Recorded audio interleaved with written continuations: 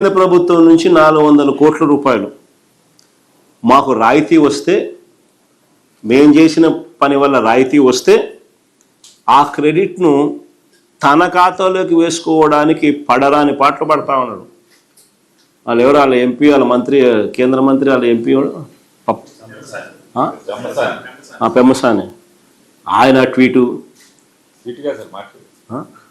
Tweet మాట్లాడడం అసలు నాకు ఆశ్చర్యం అనిపిస్తుంది. ఆయన చంద్రబాబు నాయుడు నుంచి థ్యాంక్ యూ, అసలు వీళ్ళు మాట్లాడే మాటలు నాకు ఆశ్చర్యం అనిపించింది. అసలు పట్టాదారు ఇంకా మళ్ళీ అబద్ధాలు ఇంకా ఏ స్థాయి లేకపోయినాయనంటే, పట్టాదారు పుస్తకాలపై క్యూఆర్ కోడ్ ఆయనే తెచ్చినాడంట. అది ఇంకొక అబద్ధాలు.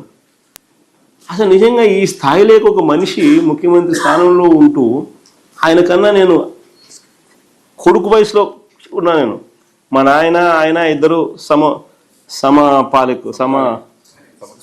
సమకాలికులు. నేను కొడుకు వయసులో కూడా నాతో కూడా కాంపిటీషన్ చేయలేకున్నాడు. మా నాయన కథ దేవుడు ఎరుగు.